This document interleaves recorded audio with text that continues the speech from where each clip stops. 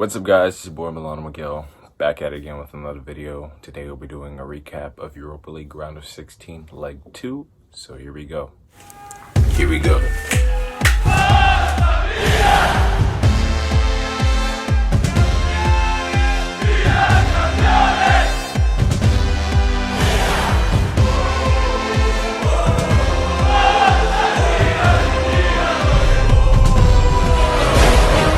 First things first, it's a long season, and the injury list continues to pile up. Right now we have Rafael Leao, Alessio Romagnoli, Ante Rebic, and now the new addition is Davide Calabria, who has a meniscus injury, which ultimately ends his season, and he will be having surgery this week. We're wishing him a speedy recovery. I told you guys multiple times that this is probably one of Davide Calabria's best seasons. Had a huge resurgence. Unlucky for him to miss out the season, but hey, Kalulu, you gotta step up. Milan take on Manchester United for the second leg of the Europa League. First leg was really good for Milan. We managed to pull away with the draw. We got the away goal. Unlucky with that goal from Kessie being chopped off with the quote-unquote handball. That really wasn't a handball. No United player contested the quote-unquote handball, so don't know where that came from. But our starting lineup was Donnarumma, Kalulu, Tomori, Kjaer, Theo Hernandez. You had Meite and Kessie in a double pivot. And then because of the injuries and all that, we had to make some rotations. So we had Salamakers, Hakan, Rade Krunic, and Samu Castillejo playing in the false nine role. That being said, you don't want to rush Ibra back onto the pitch quickly, so Castillejo filled in. I think United started off the game pretty dominant compared to Milan. There was some decent passing from Milan, but it was quite much inconsistent. There weren't any crazy opportunities that presented itself or any crazy opportunities that were created by Milan. In the 35th minute, Samu Castillejo had a counter-attacking opportunity. He manages to find Frank Kessie, but some excellent defending from Victor Lindelof prevents Kessie from getting a shot away in the box, which I think he probably would have scored. What I really noticed in this game was there was a lot of hesitation in this match. Milan stringed some good passes, got themselves into some great places, but nobody wanted to shoot. Everybody was hesitant. Nobody wanted to fire away. It wasn't until the 40th minute where Salamakers got the ball in about the 20-yard box and he fired away and had a shot at Henderson. That was the first real opportunity. And then after that, right before halftime, Rade Krunic gets a cross in, volleys it, and puts it wide instead of rolling it into the back of the net. We had some brilliant defending from Fikayo Tomori in the first half, which Manchester United contested, which could have been a penalty. But if you ask me, fair challenge, and it was shoulder to shoulder. It was a bit aggressive, and Tomori didn't get the ball, but I think some brilliant defending from Tomori. So halftime comes, and Ole Gunnar Solskjaer decides he's going to make another substitution. Brings off Paul Pogba off the bench to replace Marcus Rashford. Now, if you ask me, that's a huge substitution. And Milan don't have that kind of quality on the bench, and this is where depth comes to play as an issue with our season.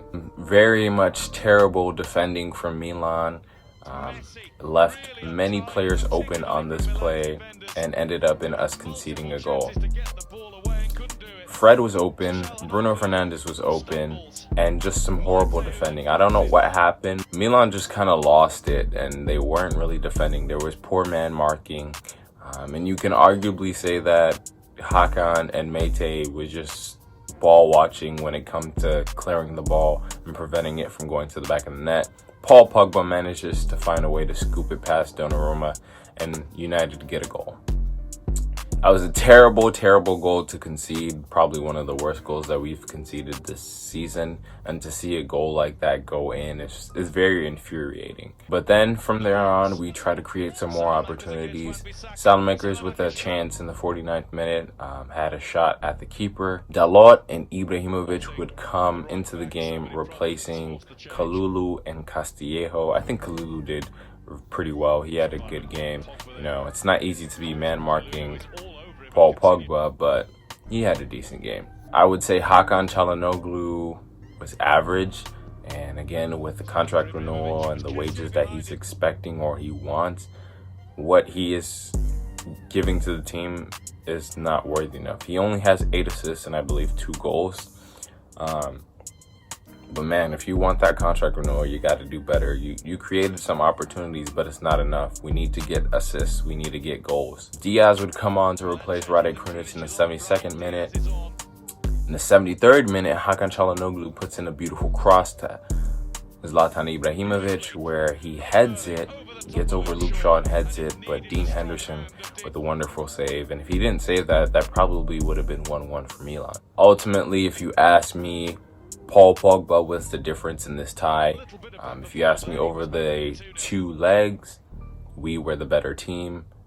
There's no question about that. You know, Manchester United is essentially playing our B team, and they managed to win by 1 goal. We can talk about the Kessié goal being eliminated, but truth is we didn't get the job done. We didn't come to play our best football, and it ended up hurting us. Injuries play a role as well, not having Rebic, Romagnoli, Benacer, Mandzukic as well. Those things all play a role, but I told you guys in the preseason that I thought we were going to make it to the quarterfinals and bow out of the Europa League. It sucks to lose against Manchester United because this is a big club, and knowing that we could have won this game just kind of hurts. Yeah, we could have made it to the quarterfinals, and if we made it to the quarterfinals, we would have been playing Granada, which probably would have maybe been an easy game and launched us into the semifinals. But hey, it is what it is. It happened. We're out. Now we focus on top 4. This is time for the guys to get healthy, to recover, get some rest. They won't be playing as much because there's no more Europa League. So it's a benefit for Milan. All we have to do is pick our heads up. The future is bright. I see a lot of Milanisti saying, oh, Milan is so disappointing. You know, it's hard to be a Milan fan for 7 years, this and that. Calma, okay? We have a great project in the works. Give us 1, 2, 3 more seasons, and I guarantee you we will have some type of silverware in the trophy cabinet. But that's really all I have for you guys. We have to prepare for Fiorentina, which will be a big game. So I will see you guys tomorrow. Forza Milan and peace.